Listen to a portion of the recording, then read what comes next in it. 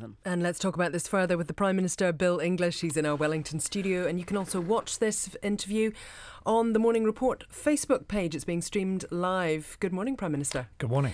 Now, what does the Vice President saying the end of strategic patience is over mean to you?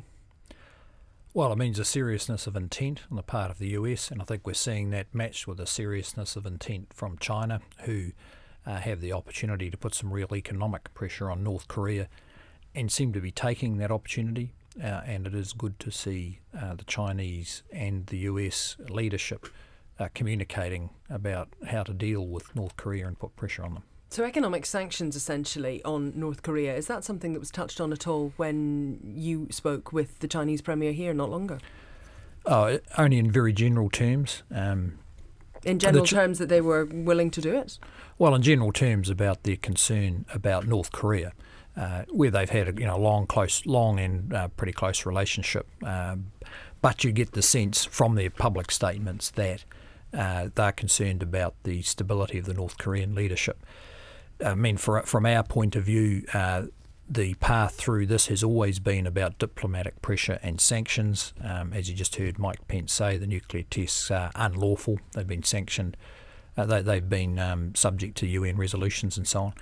And we would hope that they can stay on that path and avoid conflict. Donald Trump saying that red lines haven't worked in the past.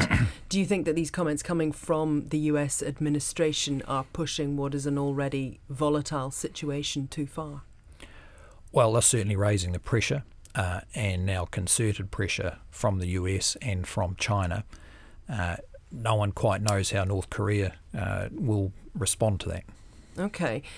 North Korea says that the US is acting like thugs. Do you have some sympathy for that statement? No. If there was to be a military strike, how much time, how much notice would New Zealand get? Oh, look, I simply couldn't comment on that. That hasn't been discussed. But as a member of Five Eyes, you would expect to get some sort of notice? Well, look, I would expect that if it was going to get to that extreme circumstance, that the build-up to that would be pretty clear to the whole world. There may be some gap of time, perhaps, when we get informed, but it would be a small detail and a very disturbing picture. Let's talk a little bit also about a story. It's certainly on the front page of the New Zealand Herald this morning about pay equity, a big pay rise for women likely to come. 55,000 low-paid workers, we understand, about to get one of the biggest pay rises ever. And this is because of a historic pay equity settlement due to be revealed later today.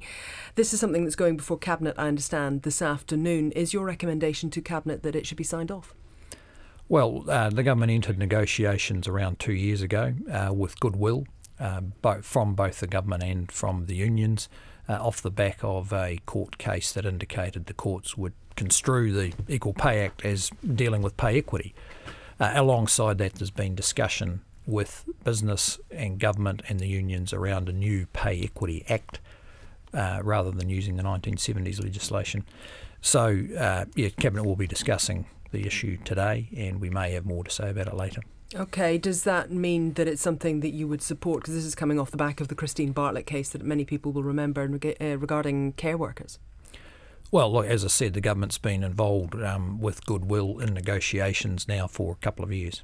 Okay, because you certainly, I guess, wouldn't want it to see something like this go through the courts. Well, it's always been our preference, and I think the union's preference, that we don't leave it to the judges to decide what the pay rates could be. And why wouldn't you want the judges to decide? Is that because they might decide that it was even higher than what you might be prepared to put your name to today? Oh, well, just that the unions and the government are the payers and the receivers, and they work in the industry and know it. Do you have a choice here, or do you have to buy into pay equity? Well, I think we're long past the point where we could have chosen a different path. I think that point was a couple of years ago. Would you have wanted to choose a different path? Well, look, we just deal with the circumstances as they arise. I think there's a lot of goodwill across the community for these care workers, and certainly the government's approach to this has always been pretty positive, and that is to deal with the situation in a way that reflected that goodwill. If this is the situation and what is being reported this morning is indeed what happens here, is there anything other than backdating this which would be fair? Because this is an acknowledgement that people have been underpaid for some time. It's that's been the subject of the negotiations, and the details of all that, have been intensively scrutinised for the last while. And remember, alongside this has been the discussion, which has been quite publicly known, about new pay equity legislation, and it's the principles in there that will determine what happens in the future.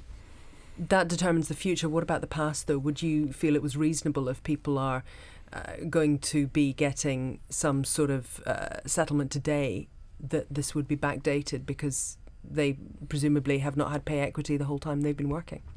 Well, that's one of many issues that have been part of the negotiations and part of the discussion about the legislation. And, as I said, we'll have more to say about it later.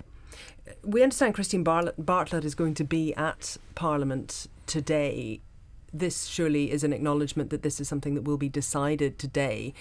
Will you, for example, be meeting her? Well, I hadn't planned to, but I'd quite like the opportunity. Maybe you'll get it. Thank you very much for your time this morning, Bill English, the Prime Minister.